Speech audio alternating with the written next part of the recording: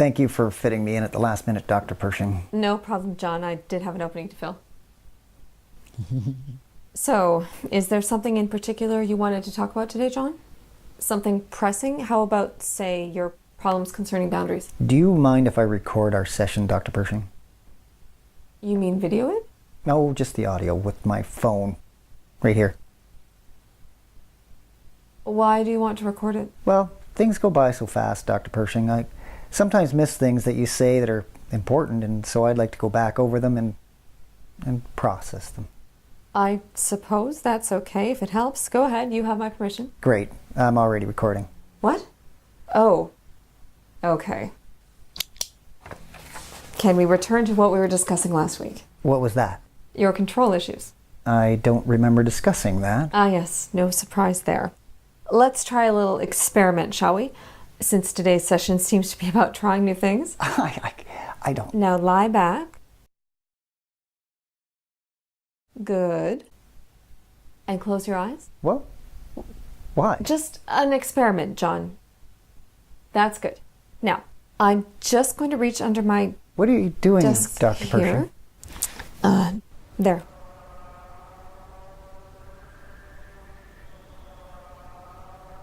What is that noise?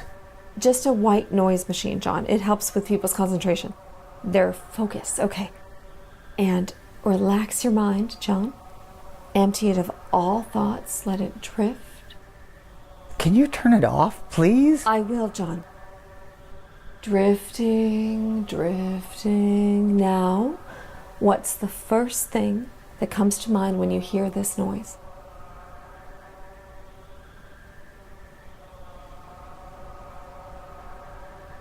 Ice cream. Good. No, burning buildings. Okay, now which... When I was a kid, I used to watch the Buffalo News Station. They were always showing pictures of burning buildings in the downtown core, and on the same station there were these commercials for an ice cream company. They had these fancy ice cream cakes with this old guy's voice describing how delicious they were. The old guy's voice sounded like the devil. I still can't eat ice cream without thinking of burning buildings. Can you turn that thing off now, please? Thank you. Quiet, dignity, and grace. What was that, John? Oh, just a quote from a movie. Which one? Young Frankenstein. I'm not familiar with that one, I'm afraid. Is it a significant film for Well, you? Do you associate it with your father? What? My father, why? Oh, I thought from what you were telling me last week about your failed masculinity. My what? Sorry. I don't never mind. associate Young Frankenstein with my father, Dr. Pershing, or my... what you said. Do you associate the film with anyone? A childhood friend, perhaps? With, Ricky. Oh, he's new. Who is Ricky? Ricky was my best friend. His house was nicer than ours, and he had all the really cool toys, like Rock'em Sock'em robots. Ricky had a sister who was 16. One time, when I slept over, Ricky told me that his sister had let him see her naked, and that she promised that when he turned 12, she'd let him have sex with her. Let's pull on a thread here. When you say have sex... Ricky had this game of darts he made up called chicken darts, and he used to make me play it. We'd throw darts at each other's bare feet, and you get a point every time a dart stuck into the other guy's foot. Back to the incest thing, though. Oh, Ricky always won. There are no winners in incest, John. What? Oh, wait. You meant he always won at chicken darts. Gotcha. So, you were intimidated by your best friend. Well, not really. I was more intimidated by Ricky's dad. Why is that? Ricky's dad owned the local Super 8 motel and had a lot of money. He set up a summer boys camp called Cross Soldiers Camp. We would swim a little bit and carve some stuff, but mostly we'd listen to Ricky's dad give sermons in the afternoon after we made fires with magnifying glasses and gasoline. Can you remember what his sermons were about? Mostly about Jesus smiting the defiled temple. Not because it was filled with money changers, but because God wasn't getting his fair share of the overhead. He talked about Jesus smiting the fig tree in the desert and how that wasn't literal, but really was symbolic of a whole bunch of things like Jesus smiting idolaters and single parents and fornicators, that kind of stuff. He kept saying, "This is he who came by water and blood, Jesus Christ, not with the water only, but with the water and the blood." That That sounds very Old Testament-y. Ricky's dad warned us that Jesus was coming back really soon, like on a bullet train or something, and he was going to smite every piece of dirty filth there was, including us kids and our parents. I guess one of the kids at the camp told their parents about Ricky's dad because a bunch of parents came in one day and had a talk with him. The Cross Soldiers camp got cancelled. Can we pause for a minute here? Did that experience stick with you at all or leave a mark? What do you mean, a mark? This Old Testament-y father figure might relate to the story you told me last week. What story? About being disciplined by... I remember lying on my parents' bed thinking about the Virgin Mary. About... My favorite Christmas carol had the line, "Round yon Virgin, mother and child," in it. And I had no idea what that meant. I started to picture the Virgin Mary in my head floating and spinning in a space bubble, the baby Jesus circling her like a satellite or something. When I came out of it, I realized that I defecated on my parents' bed.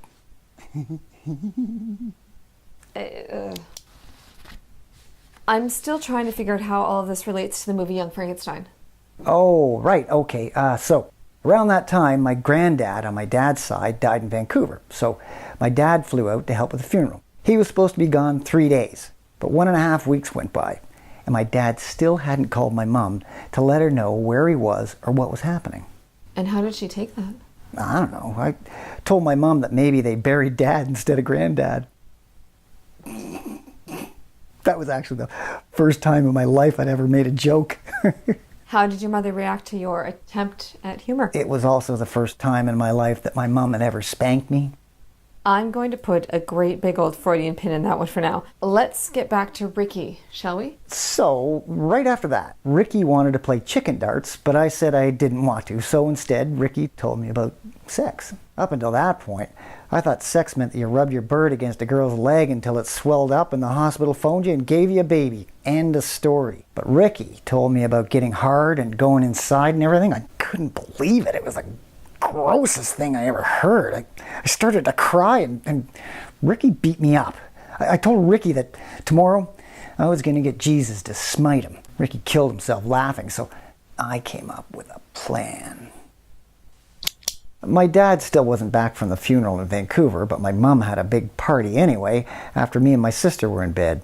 Well, I snuck down in the living room with my empty thermos and poured all the little puddles of red wine left in the bottom of wine glasses into it. Just the red wine. No one noticed me because they were all swaying and listening to my mom singing. What was she singing? I don't remember. It might be significant. Something about somebody lying. Lying to a lover? A jealous husband, perhaps? No. Someone lying over the ocean. Oh, Bonnie. Who's Bonnie? You know, my Bonnie lies over the ocean, my Bonnie lies over the sea, na na na na na. What? You sound just like my mom. That's interesting. Was she a contralto? No, she just had a really bad singing voice. Shall we return to your revenge plot against Ricky? I pooled my allowance and bought a big bag of Dorito corn chips, and I practiced my sleight of hand. Why sleight of hand? Were you going to perform a magic trick? Yeah. Well, kind of. I went to communion every Sunday with my mom and sister. I started to palm a corn chip in my left hand as Father Sebastian placed the body of Christ's Holy Host wafer on my open right palm. I waited until I turned away from the rail and then slipped the corn chip into my mouth instead of the body of Christ's Holy Host wafer. I did this until I had about 15 body of Christ's Holy Host wafers saved up in a little tube sock. Was it a clean tube Of sock? course it was a clean tube sock, Dr. Pershing. I thought I sensed a pattern. Anyway, go on. So, one night, I got everything ready. I dumped all the body of Christ Holy Host wafers and the puddle of red wine from the thermos into the washing machine. It was pretty cool. All I had to do was flick the switch, turn the machine on like in the Frankenstein movie. That was it. Said my prayers on my knees like I used to do. I asked Jesus for forgiveness for all my sins. Told him all about my sister's sins from my own perspective. Oh. I asked for special prayers for my mom and told Jesus the address of Ricky. Nicely played by you. I also told Jesus that I would write out Ricky's address in my best number writing and put it beside the washing machine when I went down to turn it on, in case he forgot because of being disoriented, I guess. What do you mean disoriented? I mean him being disoriented by me raising him from the dead. Wait, Do you mean to say... I snuck down into the basement with Ricky's address. The light was on, and my mom was standing beside the washing machine. She was shaking my dad's work pants upside down like she was looking for loose change or something. Interesting. I totally freaked out because my mom had the lid of the washing machine wide open and she was going to load up laundry. I ran over to her and slammed the lid down and started to cry. She looked at me like I was f***ing insane and asked me what was wrong with me. What did you say? I'm 7 years old. My ability to lie is pretty much non-existent. Pretend that I'm your mother. What did you say to me? Why? Just do it. What's wrong, honey? Tell Mama what's wrong. Mama, Jesus Christ is gonna come out of the washing machine and smite me and I'm scared. Good. Now what do I do? Do I spank you again?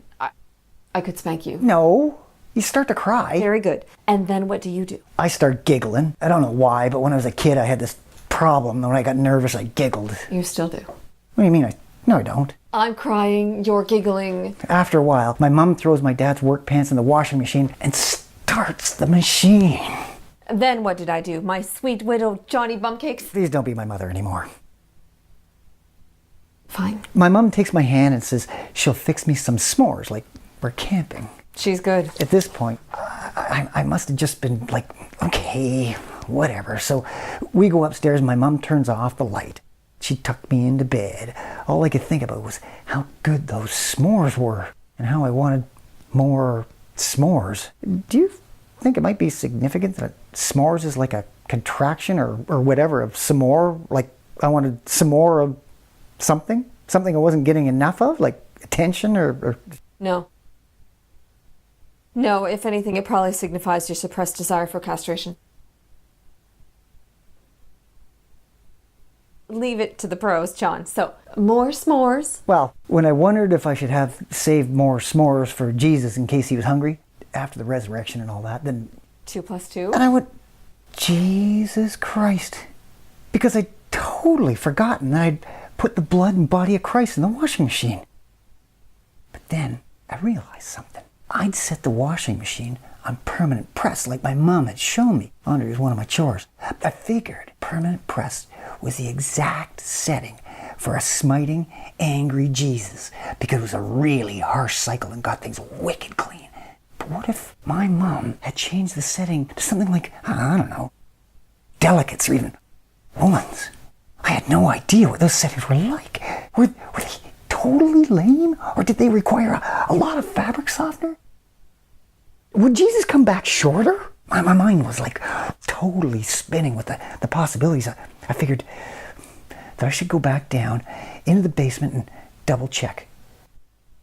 Then I started to hear something. My room was in the attic and there was this rickety old wooden staircase to get up to it. This made me nervous when the house was quiet, so I always shut my door before I went to bed. Fantastic. Now, close your eyes again and focus on your memory of this moment. Use your words, sweetheart. I heard a creak on the stairs, like something slow and heavy was standing on the bottom stair. And then I thought I heard a low mumbling sound, somebody's voice, exactly like the creepy ice cream cake man. I knew I was a total goner. I had raised Jesus from the dead and he was totally pissed. It was clear to me at that point that I really hadn't thought this whole thing through. Go on, my sweetums. I started praying like gangbusters. I asked Jesus to spare me, to spare my mom, to go get Ricky or my sister instead. I kept whispering, come like the water, only not like the blood. Come like the water, only not like the blood. Like it was some kind of a mantra or something. I heard my doorknob squeak as it slowly turned. I heard the door slowly pushed open. I waited. And I waited for something to happen. For what to happen? For anything.